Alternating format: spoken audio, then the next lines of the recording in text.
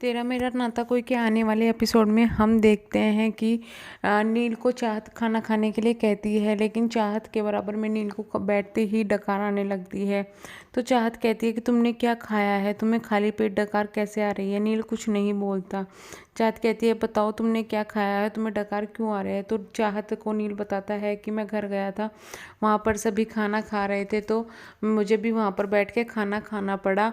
व्यास जी ने मुझे कहा कि तुम यहाँ पे खाना खाओ बैठकर, नहीं तो खाना कोई भी नहीं खाएगा, तो मैंने वहाँ पर खाना खा लिया। तुम मुझसे नाराज़ हो, तुम मुझे डांटो, तुम मुझसे बात करो। तो जो चाहत होती है वो बोलती है कि नहीं, ये तो बहुत खुशी की बात है कि उन्होंने तुम्हें अपने पास बैठाकर खाना खिलाया, लेकिन तुम्हें अब मुझे खाना खिलाना पड़ेगा। ये देखकर नील जो होता है वो बहुत खुश होता है और चाँद को खाना खिलाने के लिए टुकड़ा आगे करता है। पीछे बैकग्राउंड में म्यूजिक चलता है। चाँद जो होती है वो नटखट अंदाज करती हुई जो नील है उनको खाना खाती हुई नील के हाथ से उनकी उंगलियां काट लेती है। तो वहाँ पर नील जो है वो पीछे हटता है और सोचता है कि आज माँ होती तो वो कितनी खुश होती। तुम्हें ये सब देखकर वो बहुत ज़्यादा खुश होती कि उनको कितनी अच्छी बहू मिली है। तो फिर देखते हैं नेक्स्ट डे, जो चाहत होती है वो तैयार हो रही होती है, हॉस्पिटल जाने के लिए तैयारी कर रही होती है। उसे एरो दिखते हैं। एरो के पास वो जाती है तो दूसरा एरो दिखता है और उन एरो को फॉलो करती हुई वह किचन की तरफ जाती है। वहाँ देखती है कि टिफ़िन रखा हुआ है और साथ में एक चिट रखी हुई है कि जिसका पति जो है वो सैफ हो, उसे बिना कुछ खाए बाहर जाने की ज़रूरत नहीं है।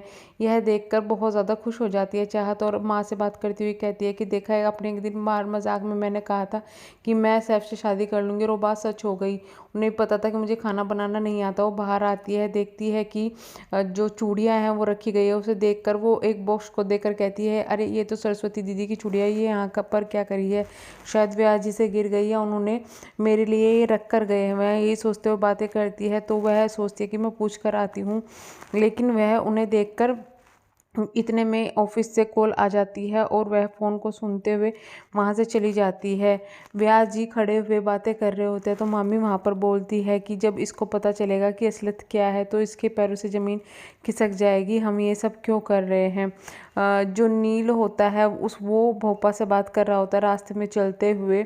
वह कहता है कि मैं ऐसी कोई भी जगह पर नौकरी नहीं करूँगा जहाँ पर मुझे इस चीज़ से देखा जाए कि मैंने कौन से धर्म की लड़की से शादी की हुई है। मैं ये सब चीज़ें बिल्कुल भी नहीं मानूंगा। बात करते हुए वह देखता है कि जो अम्मी होती है वो जा रही होती है और वो टकराने वाली होती है गाड़ी से। नील जाकर उन्हें बचा लेता है। अम्मी वहाँ पर नील से बहुत ज़्यादा गुस्सा होती है कि ये सब तुम्हारी वजह से हो रहा है, ना तो वो चाहत अलग धर्म में शादी करती, ना ये सब होता, ना आज हमारा हॉस्पिटल जो है वो नीलाम हो रहा होता है।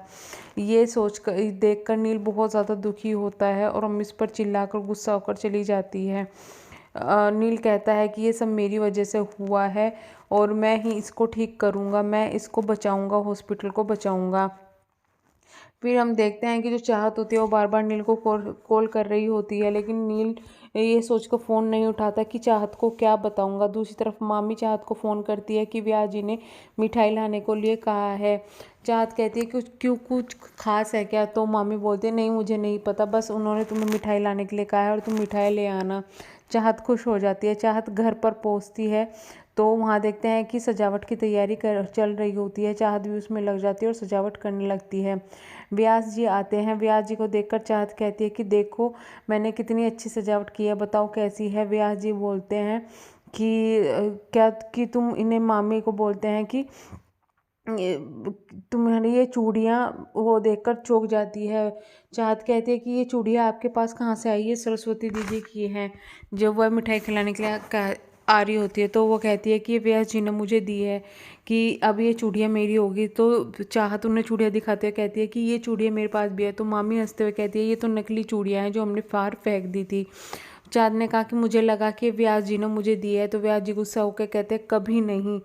और मामी को कहते हैं कि इसको मिठाई खिलाओ, इसके पिताजी का जो हॉस्पिटल है वो नीलाम हो रहा है।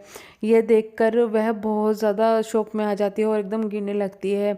नील आकर उसको वहाँ संभाल लेता है और बहुत ज़्यादा गुस्सा होता है लेकिन कुछ बोल नहीं पाता। व्यास जी कहते हैं कि नील को कि या तो तुम मिठाई खाओ अगर तुम्हें अपनी बहन से प्यार है।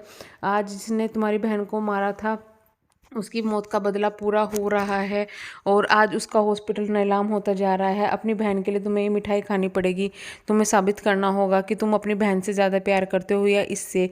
नील वहाँ कहता है कि मुझे बार बार ये चीज़ें साबित करने की कोई ज़रूरत नहीं है कि मैं उनसे कितना प्यार करता हूँ या फिर इससे कितना प्यार करता हूँ। वह मिठाई खाने से मना कर देता है। चाहत वहाँ पर नील को रोकती है और मिठाई लेने के लिए कहती है। मिठाई देकर नील को कहती है कि ये सच में खुशी मनाने की बात है, आज तुम्हारा बदला पूरा हो गया। और ये कहकर वह उठकर अंदर चली जाती है। उसके पीछे पीछे नील भी जाता है। नील कहता है कि मुझे पता है तुम्हें बुरा लग रहा है। चाहत कुछ नहीं बोलती, बोलती है कि ये सब तो होना ही था। और आज का एपिसोड यहीं पर ख़त्म हो जाता है। प्लीज़ चैनल को सब्सक्राइब करना ना भूलिएगा और जल्द ही नई अपडेट आएगी, नया चैनल मतलब नई वीडियो आएगी इसकी, तो प्लीज़ कमेंट बॉक्स में ज़रूर बताइएगा। चैनल को सब्सक्राइब करके कि आपको कैसा लगा ये वीडियो। Thank you.